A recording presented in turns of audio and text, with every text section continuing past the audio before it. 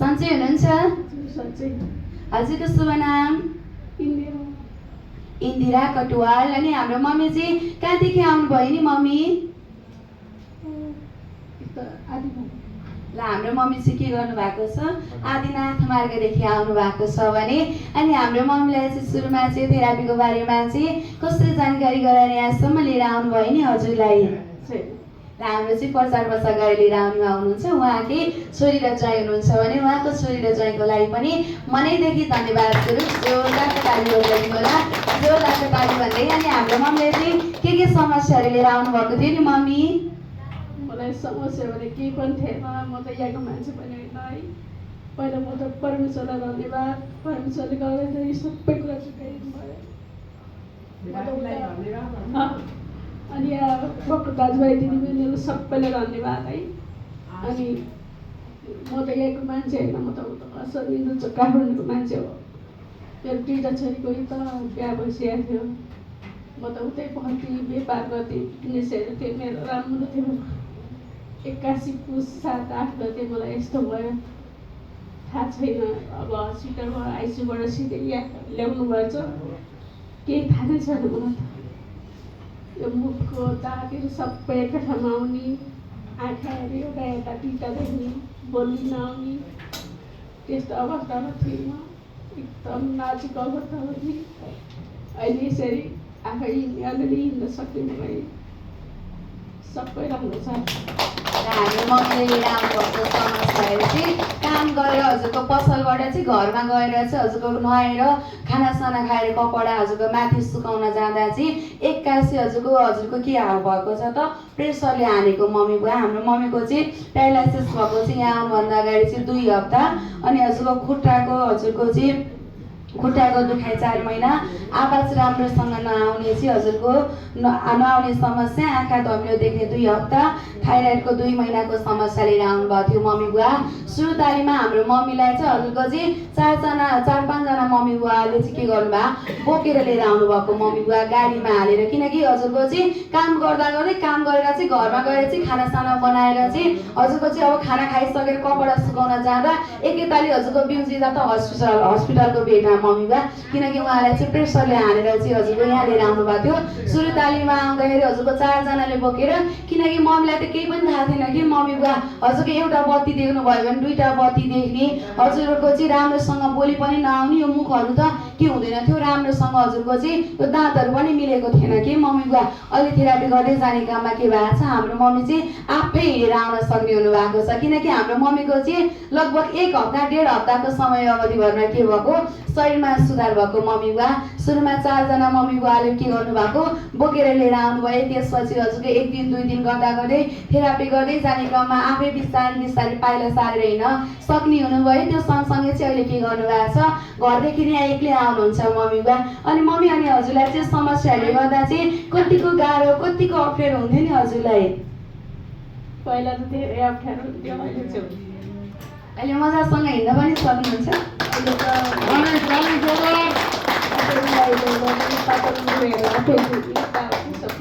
Toilet यता सबै। ल हाम्रो मम्मी चाहिँ बिरामी हुनुभएको कारणले गर्दा चाहिँ हजुरको नुहाइदिनु पर्ने, खाना खानिदिनु पर्ने, लुगा पनि धोइदिनु पर्ने, अनि हजुरको चाहिँ सबै कामहरू अरूले नै गरिदिनुहुन्थ्यो भने अहिले थेरापी गर्दै जाने क्रममा लुगा धुन पनि सक्छु, आफ्नो सरसफाइ आफै गर्न सक्छु अहिले भनेर जानकारी गराउनु भएको छ भने। अनि अहिले खुसी हुनुहुन्छ मम्मी? धेरै खुसी छु। हाम्रो मम्मीले अहिले थेरापी गर्दै जाने क्रममा समस्याहरू राम्रो भएको चाहिँ आँखा देख्न सजिलो भएको छ, हजुरको आँखा पनि सफा देख्छु भनेर जानकारी गराउनु भएको छ। बोल्नलाई पनि आवाज आएको छ मम्मी बुवा। किनकि हजुरको प्रेसरले हानेर चाहिँ हजुरको चाहिँ बोल्न पनि सक्नु हुँदैन थियो मम्मी बुवा, आवाज पनि आउँदैन थियो। अहिले थेरापी गर्दै जाने क्रममा के भएको छ? आवाज पनि आउन थालेको छ भने हिँड्नलाई सजिलो भएको छ यो। अनि हजुरको खुट्टाको औँलाहरू चल्न थालेको छ। खोक्दा चाहिँ पिसाब जान्थ्यो, खोक्ने हजुरको जति ताली खोक्यो त्यति ताली पिसाब जान्थ्यो। अहिले थेरापी गर्दै जाने क्रममा पिसाब पनि कन्ट्रोलमा भएको छ भनेर के गर्नु भएको छ? जानकारी गराउनु भएको छ भने। हातहरू पनि हजुरको चलाउनलाई पनि सहज भएको छ, अहिले हिँड्नलाई पनि सहज भएको छ भनेर के गर्नु भएको छ? जानकारी गराउनु भएको छ भने। अनि हजुरको चाहिँ यति राम्रो प्रविधिलाई चाहिँ नखुस सेन्टरमा लिएर आएर चाहिँ सञ्चालन गरिदिनु हुने हाम्रो यस्तै सेन्टरको सञ्चालिका मन्दिरा म्यामलाई चाहिँ हजुरको तर्फबाट चाहिँ के भन्न चाहनुहुन्छ नि मम्मी? मन्दिरा म्यामलाई त धेरै धेरै धन्यवाद, सरहरूलाई पनि धेरै धेरै धन्यवाद। हामी किन के अरे सक्छौँ होइन, मान्छेको हाम्रो शरीर जस्तो ठुलो केही पनि छैन रहेछ। धन सम्पत्ति पैसा रुपियाँ केही पनि हाम्रो शरीर किन्न सक्छौँ कि मैले अनुभव गरेको कुराहरू।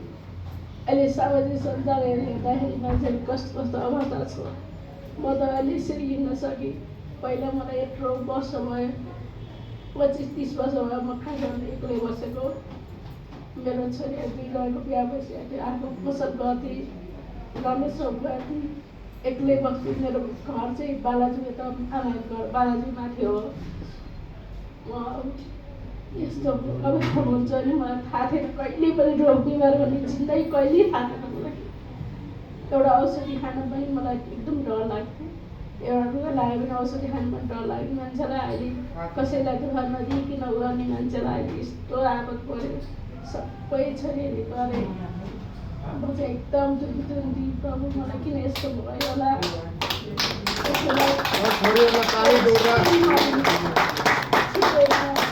आफ्नो कदम लुगाहरू धुन सक्ने, टोइलेट जान सक्ने, आफ्नो उ गर्न सक्ने भयो। अब अहिले जान्छु, यताबाट जान्छु, सबैजना अफिस गइसकेका हुन्छन्, त्यो त्यसको चामल हालेर हुन्छ, सिटी लगाउँछु, तरकारीहरू सबै कुमाइरहन्छु, खान्छु, आराम गर्छु। सबै चाहिँ राम्रो छ। अरूलाई हेर्दा मलाई एकदम खुसी लाग्छ। घरको फ्यामिलीहरू जस्तै माया गर्ने, बोलीचाली राम्रो गर्ने, व्यवहार राम्रो देखाउने गर्नुहुन्छ। राम्रो छ कि मान्छेले कसरी गर्छ यस्तो गर्दैन। अब हामीलाई नि हेर्दा हेर्दा पनि दिक्क लाग्छ, मान्छेको जिन्दगी एक दिन होइन 2 दिन होइन, हेर्दा हेर्दा कस्तो लाग्छ नि। उहाँहरूले त चाहे त्यहाँ सिँगानाको राले सिँगानी होस्, चाहे फोरी होस्, चाहे जस्तो सुकै होस्, उहाँहरूले सम्मान गर्नुहुन्छ, राम्रो व्यवहार देखाउनुहुन्छ। यहाँको मिसहरूले एकदम राम्रो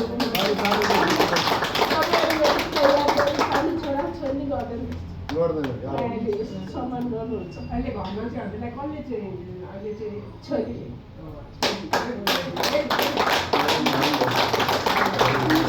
थाहा थियो, गोदाम थियो, सबै भुङ्ग भयो।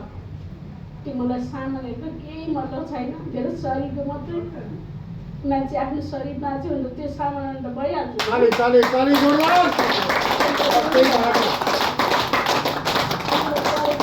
यतिखेर तपाईँहरू याद राख्नुहोस्, अहिले आउनुहोस्, पहिले तपाईँहरू राम्रो खानुपर्छ, मेहनत गर्नुहोस्, आउनुहोस्, आफ्नो स्वास्थ्य सुधार गर्नुहोस्।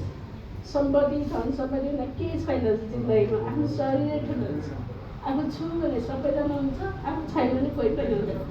म दाइले भने अस्ति मैले पनि फुल बडी चेकअप गरिरहेको थिएँ, सब ठिक थियो, केही थिएन। 81 यस्तो भयो, कहिले पनि थाहा नै छैन मलाई यस्तो रोग बिमार। यत्रो वर्ष भयो म आनन्द काम गरेर खाइरहेको थिएँ। मान्छेहरूले तपाईँ जिन्दगी कति राम्रो, दुईटा छोरी बिहा भइसक्यो, तपाईँ गएर खाइरहेको छ, राम्रो छ। म ला मम्मी बुवा, हामी इन्दिरा मम्मीको रोग सन्चो भएको कुराकानीहरू सुन्नुभयो कि भएन? भएन। हाम्रो मम्मीलाई चाहिँ यहाँ आउनुभन्दा अगाडि चाहिँ प्रेसरले हानेर चाहिँ 2 हप्ता अगाडि आउनुभएको मम्मी बुवा। हजुरको 2 हप्ता अगाडि प्रेसरले हान्ने बित्तिकै हजुरको चाहिँ आइसियूबाट नै निकालेर यहाँ लिएर आउनुभएको मम्मी बुवा। सुरुतालीमा आउँदा हजुरको चाहिँ 4 जनाले बोकेर लिएर आउनुभएको। हाम्रो कतिजना मम्मी बुवाले देख्नु भएको छ, अहिले थेरापी गर्दै जाने क्रममा के भएको छ, उहाँले लिएर आउनुभएको शरीरका समस्याहरू। मलाई चाहिँ हिँड्नलाई पनि सजिलो भएको छ, अहिले बोलीहरू आउन थालेको छ।